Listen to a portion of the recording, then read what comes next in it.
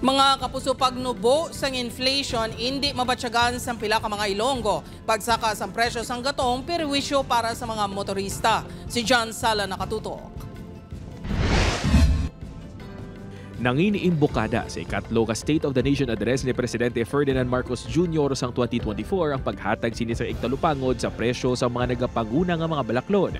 Nagpasalig ini sang dugang mga programa agud masolusyonan ang ining mga issue sa idalom sang iya administrasyon. Sa bulan sang Hunyo, yara na lang sa 1.4% ang inflation rate sa pungsod apang hindi kuno ini mabatyagan sang pila ka mga Ilonggo, kaangay na lang ni Manang Rose.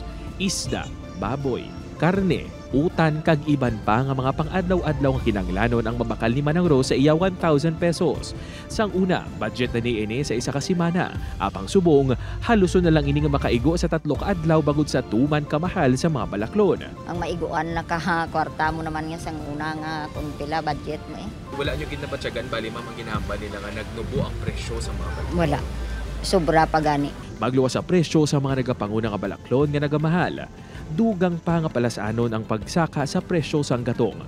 Wala na kuno sang take home kung kaisa si Manang Ronilo bangod ang yakita. Nagakadto na lang sa gatong. Tuman kamahal na kuno sa karon ang gatong kung ikumparar sang una. Ang nubo ya sa lape pagsaka ya 2 piso. Budlaya nagiguro kami. Magsaka ang gatong. Template yan naman Japon. Sa nagahilapit nga ika-4 nga State of the Nation Address ni PBBM, panawagan ng Manang Rose kag Manong Ronilo. Panubo-nubuon maya mga presyo ka mga balaklon para makakuan maknamon makabulig.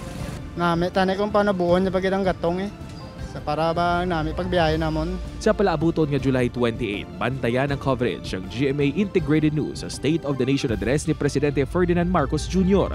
Malantaw ini sa GMA, GTV, live streams ang GMA Integrated News, GMA Regional TV, kag iban pa nga online platforms. Upod kay Hans Desierto, John Sala. 1 Western Visayas.